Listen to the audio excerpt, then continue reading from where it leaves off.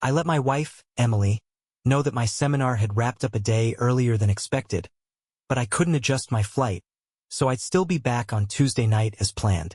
She was supposed to pick me up at the airport around 6 p.m. Though she seemed a bit annoyed that I'd be away for one more night, she assured me she was excited to see me. After sitting with my thoughts for an hour, I started to feel guilty about how often I'd been away from home recently. I've spent 17 years of my life with Emily, and I realized it was high time I made her more of a priority. That's when I decided to take matters into my own hands and try to change my flight. Initially, I almost abandoned the idea of rebooking, but as luck would have it, I noticed a flight heading to an airport near our hometown. Normally, I fly into the airport an hour north of US, but this particular flight would land at a smaller airport nearly 2 hours to the south, an airport I'd never used before. I checked the schedule and saw the flight was departing in just 30 minutes. On a whim, I rushed to the counter and purchased a ticket. To my surprise, the process was straightforward and quick.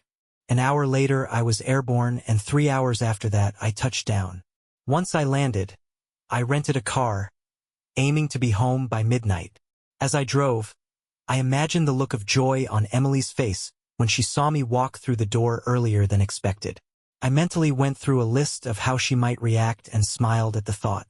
Determined to make it a genuine surprise, I chose not to call her ahead of time. It was just shy of midnight when I finally arrived home. The house was shrouded in darkness, and Emily's car was nowhere to be seen. I thought it was odd, but I carried my bag inside, unpacking while wondering where she might be at such a late hour. Still, I didn't want to jump to conclusions. I decided to call her cell phone, and she picked up on the third ring. "Hey," I said casually, pretending I was just checking in. "How are you doing?" Emily, sounding groggy, told me it was past midnight and that she'd been asleep. She promised she'd be at the airport at 6 a.m. sharp to pick me up as planned. Her calm demeanor left me both puzzled and intrigued. Why would she be asleep but not at home? Trying to piece it together, I asked her where she was, mentioning that I had tried calling the house phone earlier but got the answering machine. She explained, almost too smoothly, that she was in bed but the home phone wasn't working, adding that a repairman was scheduled for the following day. My mind raced. If she was in bed, then where? I was unpacking in our bedroom and clearly hadn't seen her there. Could she really be lying to me so blatantly? I played along and informed her that I wouldn't be on the 6 a.m. flight after all, and would need to stay a few extra days. I promised to call her once I finalized my return. She expressed how much she missed me and urged me to come home as soon as possible. I assured her that I couldn't wait to be back and ended the call. As I hung up, though, I couldn't shake the feeling that something was off. There was a faint trace of laughter in her voice, subtle but unmistakable. Suspicion gnawed at me as I reached for my phone and decided to dial my home number. I dialed my home phone number, and the line rang as usual. For a brief moment, I considered answering it myself for the sheer amusement of having a sarcastic exchange, but my heart just wasn't in it. Instead, I headed upstairs to our bedroom. I checked under the bed and poked around in the usual hiding spots.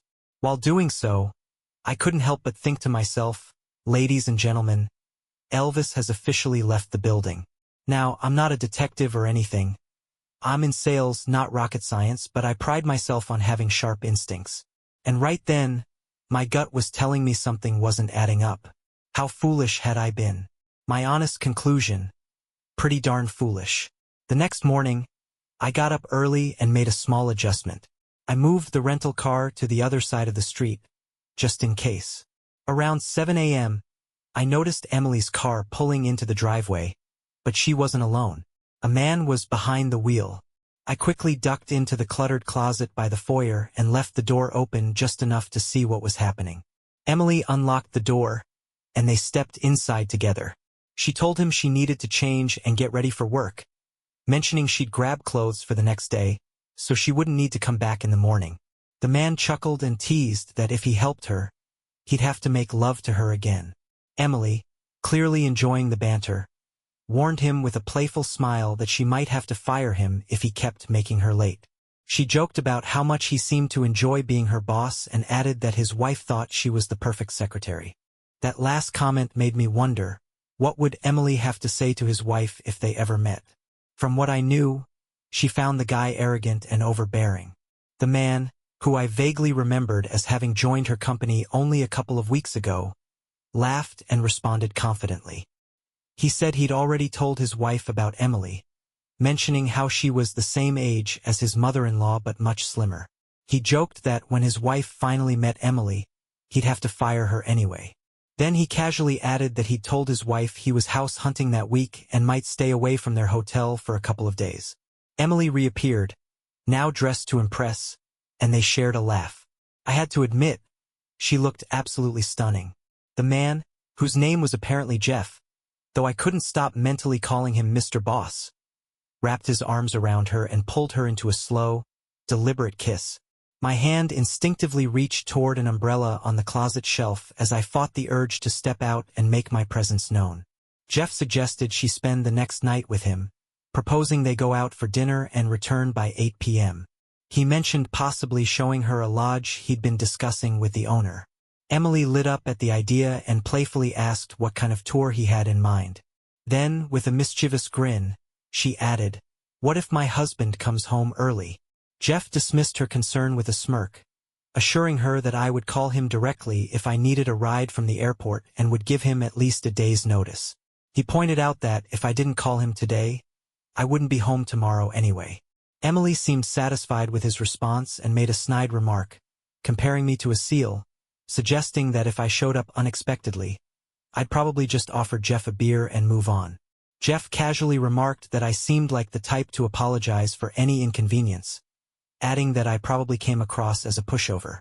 He laughed, mentioning that his own wife would lose her mind if she ever found out he cheated on her. Emily joined in, saying that fear was often what kept most men loyal, though Jeff didn't strike her as someone who was overly afraid of his wife. Jeff admitted that if he ever got caught, the consequences would be dire. He'd be lucky to get out of it with his life. But then he shrugged it off, saying that as long as his wife was in Houston, he felt relatively safe. That was the moment I tuned them out. My face burned with anger, and I could feel my blood pressure climbing. It wasn't just that Emily had been unfaithful. Her disdain for me was like a punch to the gut. I sat down to process everything, and a plan began to form in my mind. I remembered Emily mentioning that her new boss had recently been transferred from the company's headquarters in Houston. I needed to figure out exactly who this man was. With a few quick phone calls and some discreet questions to the receptionist at Emily's workplace, I got the information I needed. His name was Jeffrey Ross. He was married and had 2 teenage kids. His family was staying in Texas until the school year ended, after which they'd moved to Springfield to join him. In the meantime, Jeffrey was spending his evenings looking for a house. Determined to gather more information, I searched for Ross in the Houston online directory and found 3 listings for Jeff Ross's. On my very first call, I struck gold. A woman answered, and I asked, "Is this Mrs. Jeffrey Ross?" When she confirmed, I introduced myself, fabricating a story about being Don Watson from Halifax. I told her that I was organizing a small surprise party to honor Jeff and that the company planned to fly her to Springfield as part of the celebration. She was delighted and asked for more details about the event. I avoided giving her a specific date, saying it was happening the following night, and provided her with flight details. To make the story convincing, I added that the company would reimburse Jeff for any expenses. I stressed the importance of keeping everything a secret, and she promised she wouldn't tell anyone. With that step complete, I moved on to the next part of my plan. I began calling Emily's friends and family, inviting them to a surprise party at our house. I told them Emily had been promoted and that her boss had arranged for a small celebration to mark the occasion. Everyone was thrilled for her and agreed to keep the party a surprise. I instructed them to arrive at our house by 7 p.m. sharp. To make sure Emily would be present and the party would go smoothly, I took extra care with the preparations. I contacted a local restaurant and ordered an assortment of food and drinks, specifying that everything should be set up on the veranda next to the living room, overlooking the pool. This was a personal touch. Emily had always dreamed of hosting a party on that veranda. I left detailed instructions for the caterers, letting them know the house might be empty when they arrived. I explained they could access the outdoor space by going around the house. The next day, I arrived at the airport half an hour early, scanning the crowd as passengers trickled into the baggage claim area. I approached a few unaccompanied women, politely asking if they were Mrs. Ross. As I was speaking with one woman, I heard someone call my name. When I turned, a strikingly elegant woman introduced herself as Mrs. Ross. She looked like she had just stepped off a movie set. I was almost at a loss for words. Quickly recovering, I introduced myself as Ron and explained that my wife worked for her husband. Sensing a flicker of suspicion in her expression, I decided to lighten the mood with humor.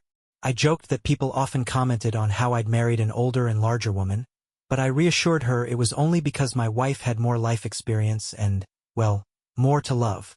She paused, then smiled, and I felt an overwhelming sense of relief. After collecting her luggage, we headed to my car and drove to my house, arriving around 6:30 p.m. I explained to Mrs. Ross that the event was an outdoor party to celebrate both her husband's contributions and my wife's birthday. By the time the guests began arriving, the caterers had finished setting up. I was genuinely impressed.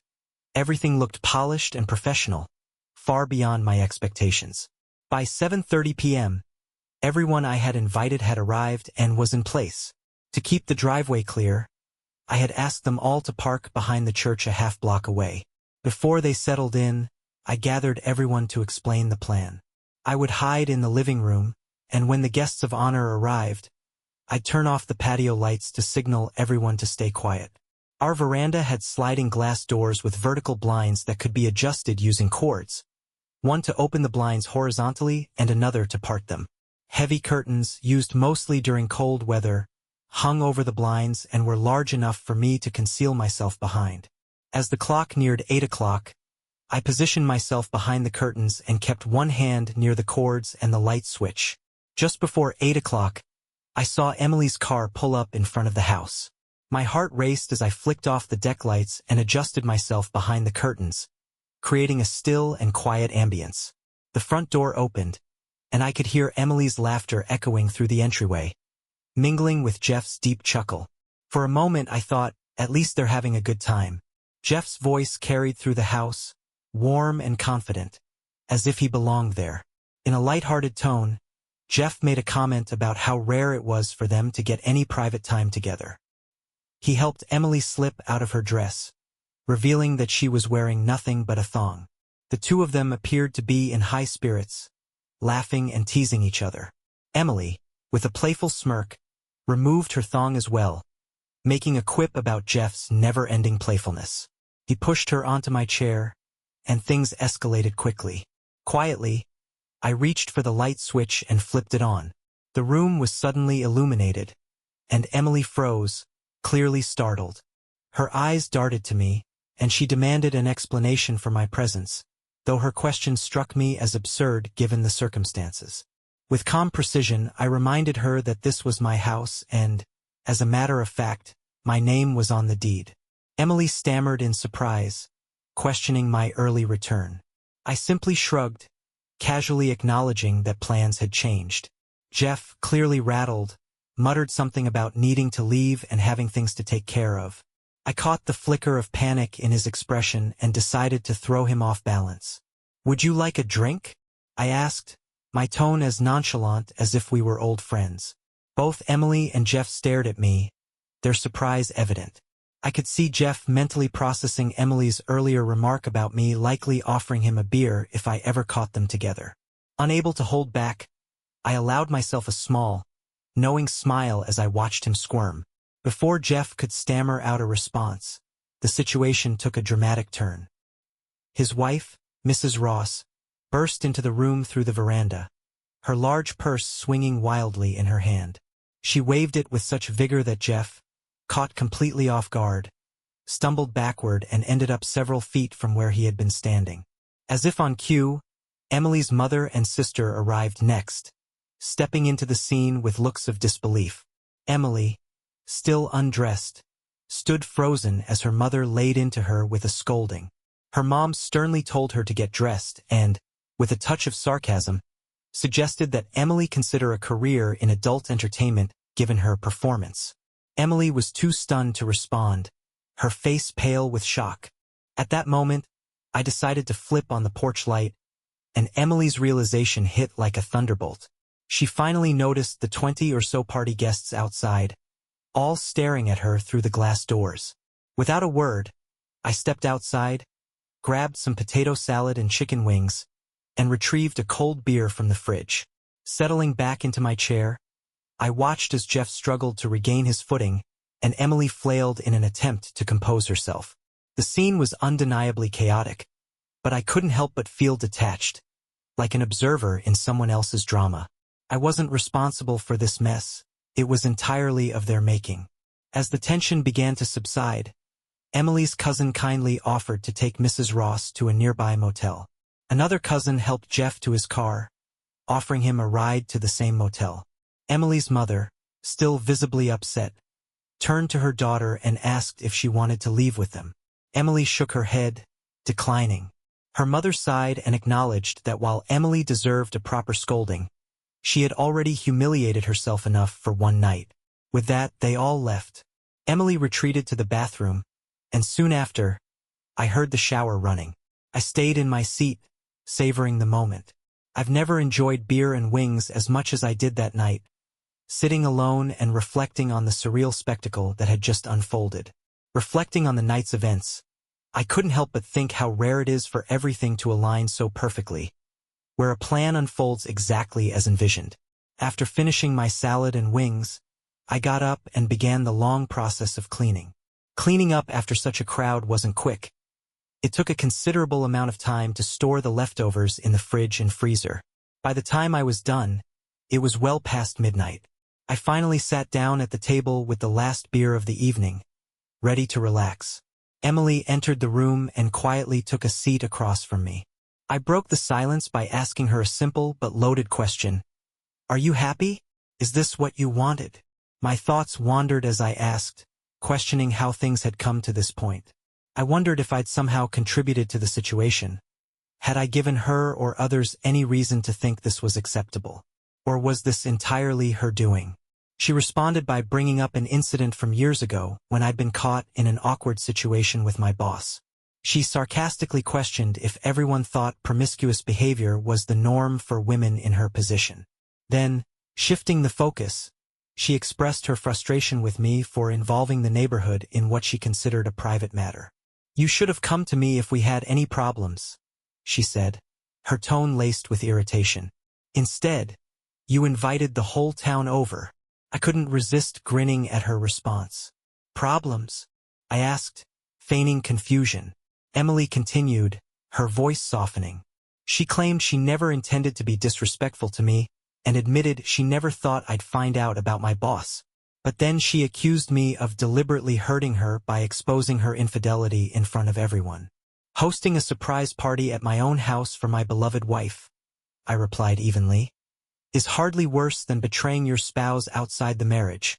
I added with a slight smirk, "I doubt many people would see things your way." Finally, Emily said the words I had long been expecting. "If you had been around more, none of this would have happened," she reasoned, shifting the blame to me. "You didn't pay enough attention to me."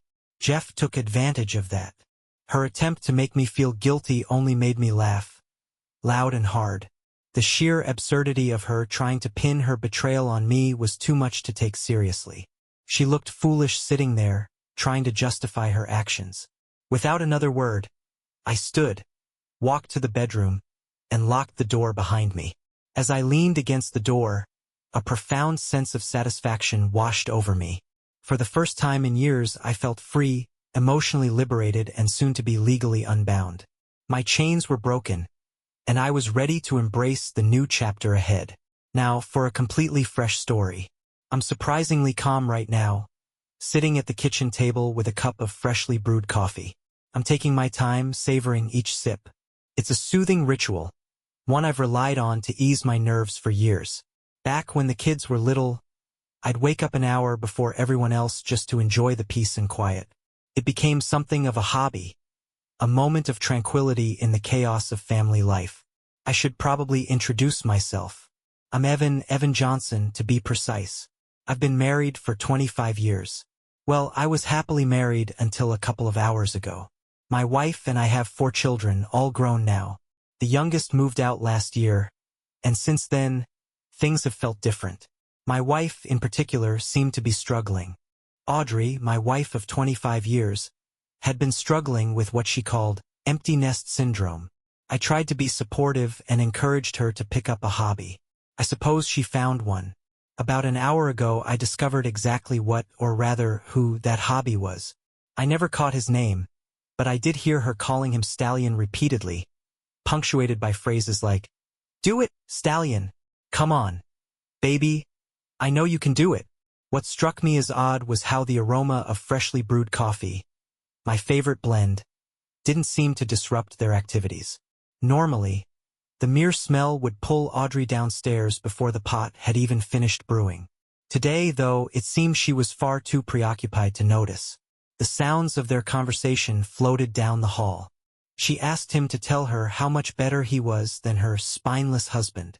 He enthusiastically replied, "Oh my God, you're so much better." Standing in the living room, I considered engaging the safety on my weapon. It seemed like the prudent thing to do, especially given the circumstances. Why? Because her lover wasn't just anyone, he was a cop. I figured that out the moment I stepped inside and saw his uniform and gear belt scattered across the floor alongside all of Audrey's clothes. Their voices grew louder, interspersed with moans and declarations of passion. I couldn't ignore the creaking of the bed and the rhythmic thumping of the headboard against the wall, which made it incredibly difficult to focus on my thoughts. "That's it, baby. Do it for me. Harder." Audrey's voice rang out, followed by Stallion's response. "I've never felt anything like this before. Thank God I found you." It was clear that this wasn't their first rendezvous. Audrey's next words confirmed as much. "Damn it, baby. We need to find a way to meet 2 or 3 times a week instead of just occasionally." Hearing that from the woman I had once called my beloved was surreal, to say the least. How had I ended up in this nightmare? The answer was embarrassingly simple: my own foolishness. I had gone to work as usual but realized I'd forgotten my briefcase. As it turned out, I'd left it in the garage when I went to rescue Tabby, our cat, from under the hood of my car. In hindsight, the whole situation felt absurd. Tabby was our second cat, adopted after a tragic accident years ago. One winter morning, I'd forgotten to tap on the hood of the car before starting the engine. Clarence, our first cat, had been curled up there for warmth. The sound that followed, a combination of screeching and the unmistakable hum of a fan belt spinning at 1,000 revolutions per minute, was horrifying. Fur flew everywhere, and I was left haunted by the memory. I hadn't made that mistake since, and Tabby had been spared. But today, in my rush to save Tabby, I forgot about my briefcase. As I stood in the garage debating whether to leave it behind, I heard Audrey's voice again, dripping with venom. "You'll never let that weakling I call my husband touch me again, right?" Stallion's reply was firm and reassuring. "No, he'll never touch you again. I promise." My briefcase suddenly didn't seem all that important, but something compelled me to stay. On my way to visit a client, I decided to swing back home to grab my briefcase. As I turned onto my street, the first thing I noticed was a black and white police car parked right in front of my house. The sight of it felt like a knife twisting in my chest. My heart sank as I immediately assumed something terrible had happened to my devoted wife. I pulled into the driveway, barely missing Audrey's shiny new silver Lexus LS sedan. Her garden gnome wasn't as fortunate. It shattered under my tires. Without even bothering to close the car door, I bolted into the house, panic fueling every step. And that's how I ended up here, sitting at my kitchen table with a cup of coffee, staring into a nightmare I couldn't wake up from. Inside, the sounds hit me like a freight train. "Take me now, stud. Make me feel good. God, I've never felt anything so good." It was nauseating. In that moment, I wanted whiskey more than anything, but I needed to keep a clear head. As much as their screams and moans disturbed me, it was the visual confirmation that I needed. I had to see it to get the necessary video and audio evidence. Walking into my bedroom and seeing them tangled up in my bed was shocking, but it wasn't the worst part. No, the most excruciating part was the verbal humiliation Audrey piled on. God, you're so much better than Evan. Give it to me, baby. All of it. Apparently, her words fueled Stallion, because the bed started shaking violently, accompanied by his grunts and swearing.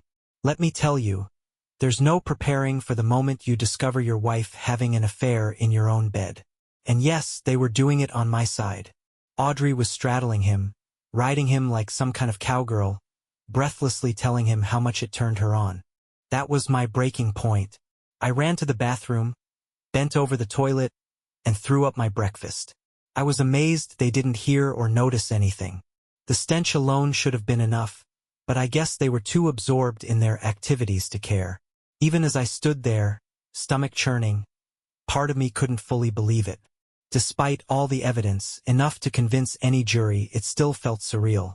Audrey, my 50-year-old wife, was entangled with a man who couldn't have been more than 30. He was in incredible shape, the kind of physique you'd expect from a professional athlete. And me?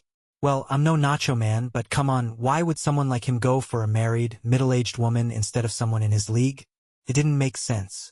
The ordeal seemed to drag on forever, but after about 90 minutes, everything suddenly went quiet. I assumed they'd finally taken a break. That's when I heard Audrey's voice again. What's that smell? There was no response from Stallion. Instead, I heard her exclaim, "Oh my God!" followed by the sounds of frantic movement. Closet doors opening and closing, drawers being yanked open, and laundry baskets shuffled around. It was clear they were trying to clean up any evidence of their affair. I made a mental note to get tested for STDs. At this point, it seemed like a wise precaution. Then it happened. They both saw me at the same time. Audrey gasped, her hand flying to her mouth in shock. Her lover froze, his eyes darting toward his scattered uniform. Audrey's voice wavered. "It's not here, stud." Stallion, confused, asked, "What? What's not here?" "Your service weapon," she explained, panic creeping into her tone. "Your boss took it with him when he left." "Thoughtful guy, huh?" Stallion looked utterly dejected, staring at the empty space where his weapon should have been. As I watched, Stallion seemed to crumble before my eyes. His lips began to tremble with desperation as he dropped to his knees, the sheet he'd been clutching falling away in his haste. Frantically, he sifted through the pile of clothes on the floor. "He took this too," he exclaimed, his voice breaking. "I think he called it your throwing arm." It didn't take long for the reality to hit him. His shoulders slumped as he realized what had happened. "The serial number's gone," he muttered, his voice barely above a whisper. "That's like 5 to 7 years right there." Former Officer Stallion Johnson looked utterly defeated. The weight of this revelation was written all over his face. Like I said, his boss was a thoughtful guy. Apparently, while the lovebirds were upstairs, his boss and I had a nice little chat. Audrey glanced nervously out the window toward the street. Her eyes widened. "He took the patrol car too?" I nodded. "Yup. Your boss mentioned something about you providing security at a construction site." "Oh, and he thought about taking your uniform as well but decided to leave it so you'd have something to wear on your way out." I could see Stallion trying to process everything as I continued, my voice calm but laced with satisfaction. "Of course, you could call your wife for a ride home, but probably not. She's a bit too upset about that video I sent her. I think she mentioned something about her father, the chief of police, and asked how you could do this to your kids." Audrey gasped. "You sent the video to his wife?" I nodded, keeping my tone casual. "Sure did. She seemed like a nice lady, despite the situation. I was just helping her out. Honestly, it felt like reeling in a fish. I was just enjoying the moment." Audrey's panic shifted as I added, "Oh, and about your car. What about my car?" She squeaked, her voice rising an octave. I smiled. "It's been impounded." Her eyes widened further. "Impounded? Why?" "Turns out," I said with a shrug, "there were a couple of ounces of unaccounted for marijuana in the front seat. Sergeant Mark told me that usually they'd just issue a ticket, if anything at all, but considering everything the department put me through, they felt they owed me one. Don't worry, though. They said you might be able to pick it up in a few days after they finish their forensics. Audrey let out a guttural moan, her voice cracking into something between a wail and a howl. She sounded like a forlorn hound baying at the moon. I turned back to Stallion. "Well, officer?" I said, gesturing toward his uniform.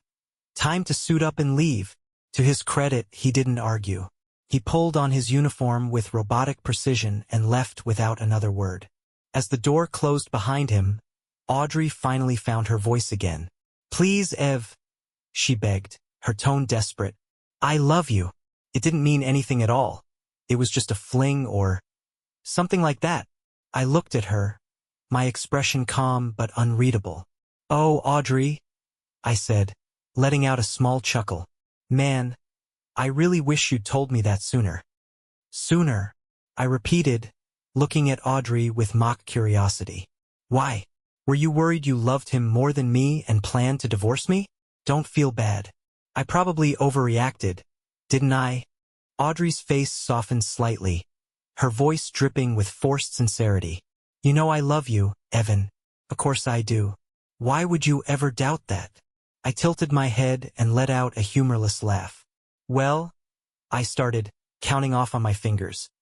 "Besides the whole infidelity thing, making love to your lover on my side of the bed, and calling me a stupid idiot covered in crayon, there were a few other clues." Audrey flushed, waving a dismissive hand. "Oh, honey, I didn't mean any of that. It was just bedroom talk, to set the mood."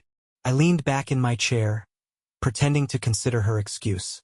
"Right, bedroom talk. Got it."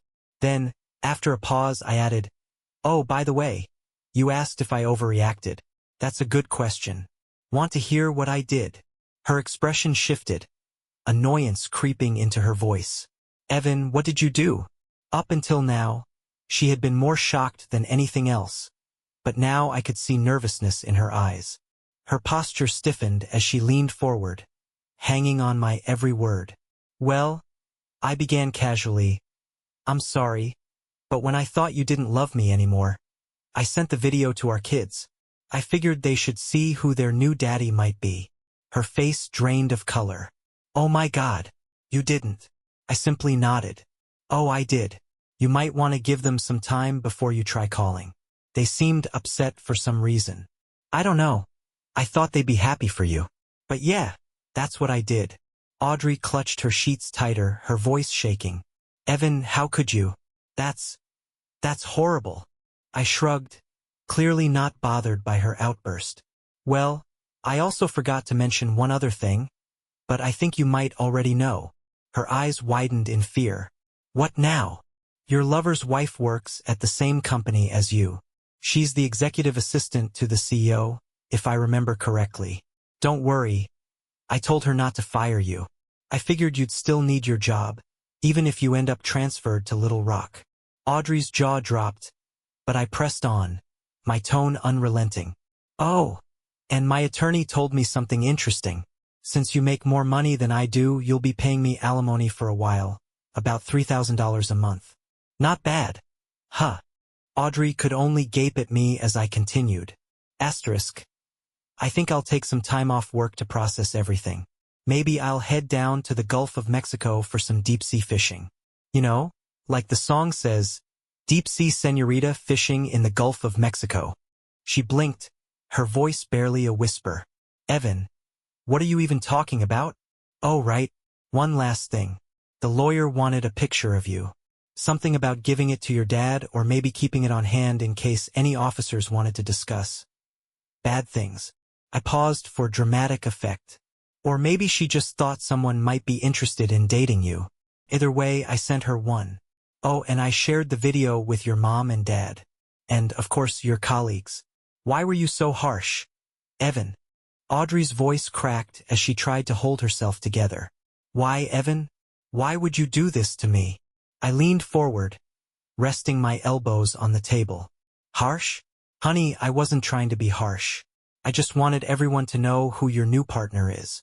Your Facebook friends seemed thrilled for you, by the way.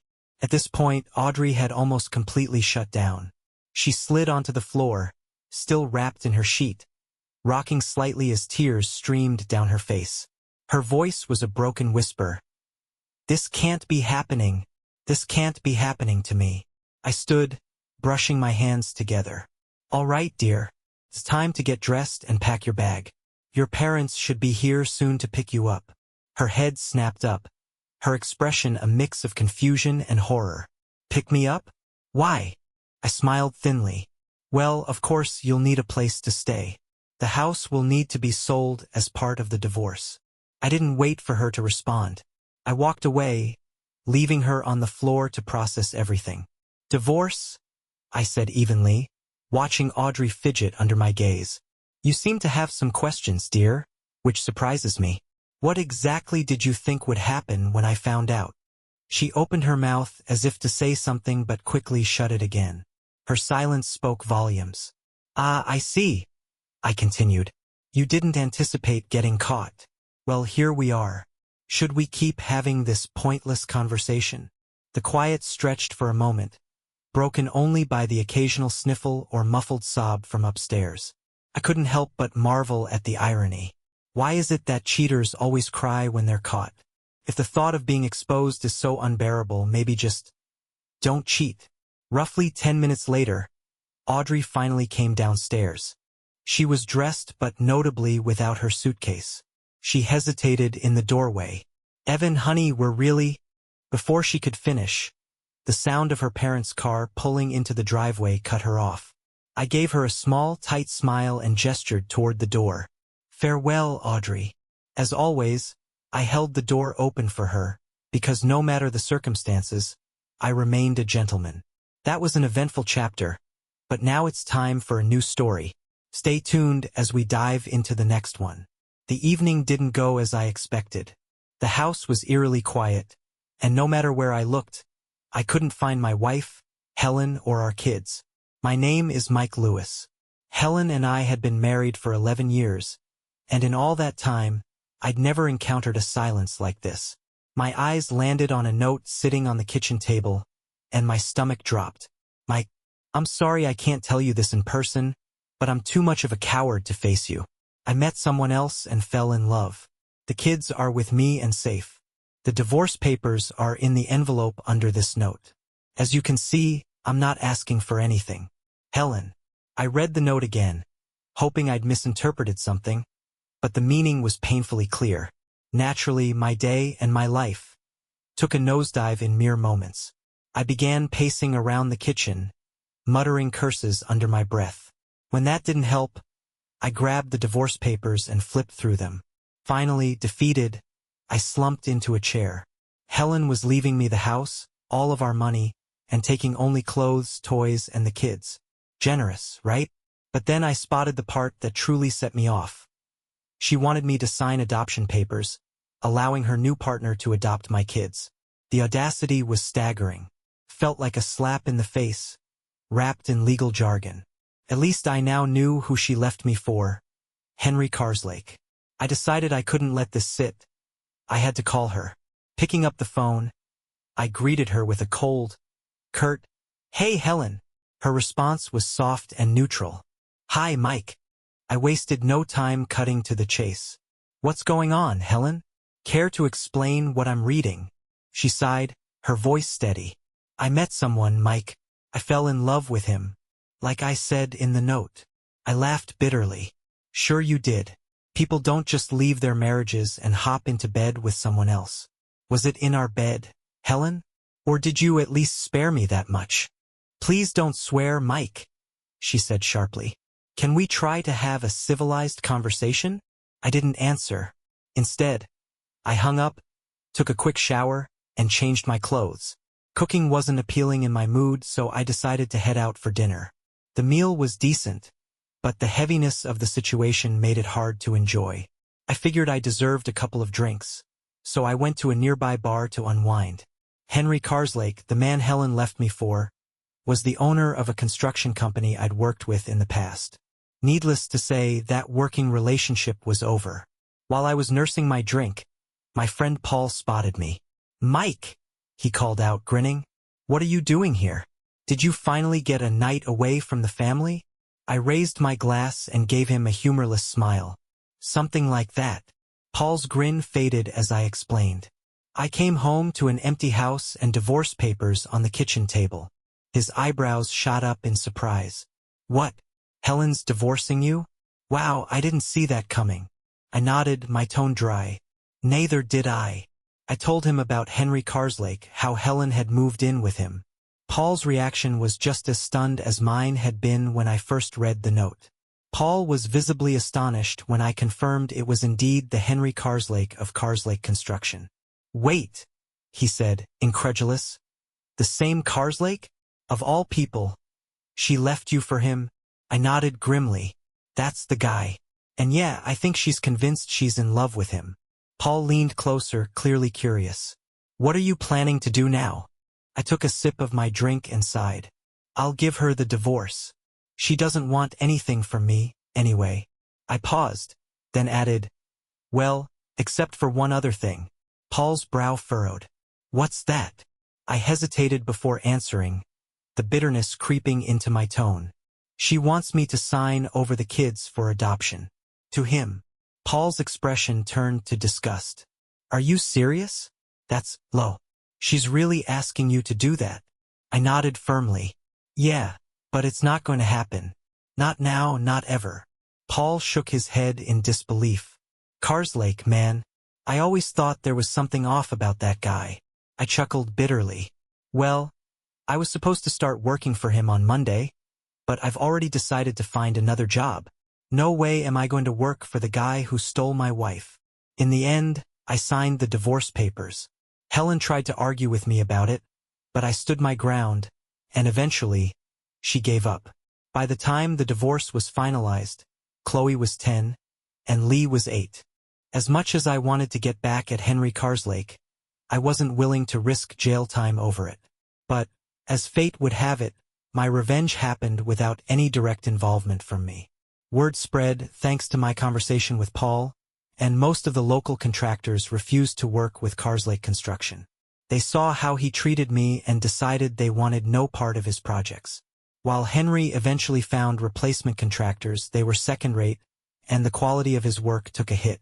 6 months later, the divorce was finalized. 3 months after that, Helen and Henry got married. When Helen and Henry left for their honeymoon, I took care of Chloe and Lee for the week. Not out of kindness to Helen, mind you, I just wanted the extra time with my kids. After all, a week was far better than the limited weekends I was typically allowed. But what stayed with me was Chloe's question as we sat on the couch one evening. Daddy, why did you send us to live with Mom and Henry? Her words stung, and I quickly responded. What? I didn't send you anywhere. Your mom took you because she doesn't love me anymore. If it were up to me, you'd still be here with me. Chloe looked confused, and I tried to clarify. It wasn't my choice, sweetie. I'll talk to your mom about it. I promise. When Helen arrived to pick up the kids, she looked relaxed and cheerful. Her skin tanned from her trip. I didn't mince words. Helen, stop lying to the kids. Tell them the truth.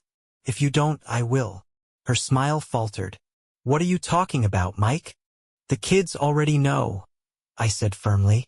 They know I didn't ask you to take them. They know I never wanted to send them away. If you don't start being honest, I'll fight for custody. Helen's cheerful demeanor vanished. Frustrated, she turned and walked away without saying another word. Life as a single man took some adjusting after being married for so long.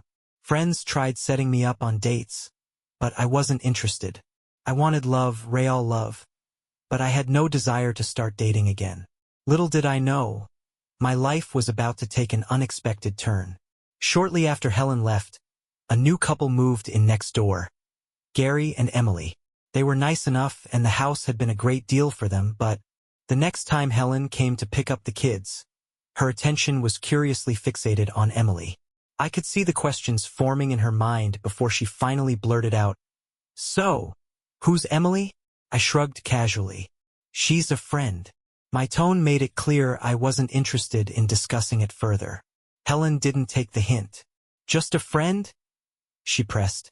her tone dripping with skepticism. I leveled her with a look. What I do is none of your business, Helen.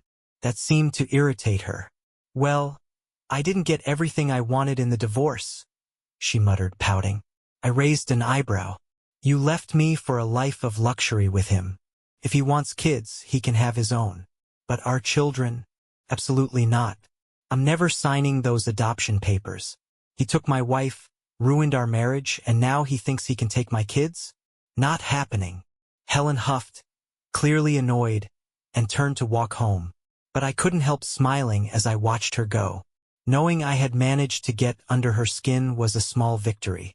A year later, life had settled into a comfortable rhythm, though I hadn't seen much of Emily in recent weeks. Work had kept me incredibly busy. My friend Paul had been rewiring a house for a young couple and asked me to make an offer for a complete plumbing rewire. When my bid was accepted, I threw myself into the project, spending weeks getting everything done. While we worked on the house, Paul kept me updated on the latest about Carslake. Apparently, he still had to rely heavily on non-local professionals, as most of the local contractors still refused to work with him. His projects suffered because of it, and I couldn't deny feeling a little satisfaction at that. Once the work was completed, I finally had some free time. I decided it was the perfect opportunity to ask Emily out to dinner. She agreed, and we set a date for Saturday night. When I arrived to pick her up, I was stunned. Emily was petite, with a chic pixie cut that perfectly suited her features. The dress she wore hugged her slim figure in all the right places. For the first time, I felt a spark of attraction toward her. Dinner went exceptionally well. We spent hours talking, sharing stories about our lives and laughing more than I had in a long time. Later that evening, I walked her to her door. "Thank you for a wonderful evening," she said softly, a warm smile lighting up her face. Before I could reply, she leaned in and kissed me, deeply, passionately, leaving me completely breathless. When the kiss ended, she stepped back, her cheeks flushed. "We should do this again," she suggested, her voice steady but her eyes sparkling. "Let's see where it might lead." I could only nod, still stunned. She kissed me again, this time softly on the cheek, and said good night. We did go out again, and this time things escalated. That night, Emily and I ended up spending it together. Despite her small stature, Emily was incredibly passionate, and the experience was, well, let's just say it was unforgettable. As Emily and I grew closer, she eventually sold her house and moved in with me. The kids were thrilled with my new relationship, and they wasted no time sharing the news with Helen. Unsurprisingly, Helen wasn't pleased. Helen may not have wanted me, but Emily did. A year after Emily and I first became intimate, we got married in a small, intimate ceremony. When the kids shared the news with Helen, her only reaction was a dismissive snort before she turned away. Emily and I went on to build a life together, welcoming 2 children of our own, Gary and Robert. Meanwhile, my older kids, Chloe and Lee, were old enough to visit on their own, which significantly reduced my need for contact with Helen. Years passed, and one day Chloe excitedly announced her engagement. Her boyfriend, Josh, had proposed the night before. As her father, I immediately offered to help with the wedding expenses.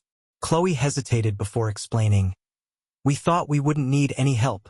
At first, Henry offered to cover everything, but he had one condition. I frowned. "What condition?" Her face twisted in frustration. "He wanted to walk me down the aisle. When I said no, he withdrew his offer. Now we don't have enough money." Hearing that made my blood boil. Henry's attempt to manipulate Chloe on such an important day left me seething. Emily, ever the voice of reason, pulled me aside later that evening and suggested, "Why don't we use the money from the sale of my house? We can cover the costs." I hesitated, feeling uneasy about using her money for something so personal to me. "It's your money, Emily. Are you sure?" She smiled and squeezed my hand. "They're your kids, Mike, which makes them mine too. Let's do this for Chloe." Her generosity warmed my heart, and the next day I let Chloe know that we would cover the wedding expenses. Her face lit up with joy as I explained that we'd set a budget and could make everything she and Josh wanted possible without breaking the bank. A day later, Chloe informed me that Henry was furious. "He's throwing a tantrum," she said with a roll of her eyes. "Mom's not happy either, but honestly, I don't care." A few days after that, Lee showed up at our house unexpectedly. I found him sitting in the garden, looking annoyed. "What's up, buddy?" I asked as I approached. He sighed. "I can't take it anymore, Dad. Mom and Henry won't stop arguing." Emily joined us and gently asked, "Is it still about the wedding?" Lee's expression turned awkward. "Not exactly." He hesitated before adding, "I overheard stuff. Let's just say Henry's not doing great in the bedroom, and Mom's not exactly thrilled." Emily and I exchanged a look before bursting out laughing. The irony wasn't lost on me. Helen had left me for someone who, it seemed, couldn't fulfill certain responsibilities when it really mattered. Lee ended up staying the night to escape the chaos at home, and we all enjoyed a peaceful evening together. The day of Chloe and Josh's wedding finally arrived. Helen's sour expression was noticeable, though she tried to keep up appearances. Chloe, with her usual straightforwardness, had told Helen that she and Henry would be sitting behind Emily and me during the ceremony. The church service went off without a hitch. Chloe looked stunning, and Josh couldn't take his eyes off her. I walked her down the aisle, proud to be by her side. At the reception, I agreed to let Helen sit at the top table, mostly for Chloe's sake. Meanwhile, Henry was seated with Emily, Robert, Gary, and Lee at another table. After the speeches concluded, the caterers cleared a few tables to make room for dancing. Josh and Chloe took the floor for their first dance as husband and wife. Emily and I joined them soon after, along with Helen and Henry. The atmosphere was warm, filled with laughter and clinking glasses, and I was grateful to see Chloe so happy. Later, I found myself at the bar. Gary and Robert were sitting nearby with one of Chloe's bridesmaids and her kids, chatting and laughing. Lee approached Emily and asked if she wanted to dance. I smiled and encouraged him. "Go for it, Lee. She'll love it." As they headed to the dance floor, I noticed Helen making her way toward me. The way she moved, slightly unsteady, made it clear she'd had a few too many drinks. I braced myself, sensing this encounter wouldn't end on a good note. She started with a veiled comment. "Emily looks so young, doesn't she? You'd hardly believe she's a mother of two." I nodded, keeping my tone neutral. "That's right. She's incredible." Helen's tone shifted, the claws coming out. "But don't you think she's a little thin? And that dress?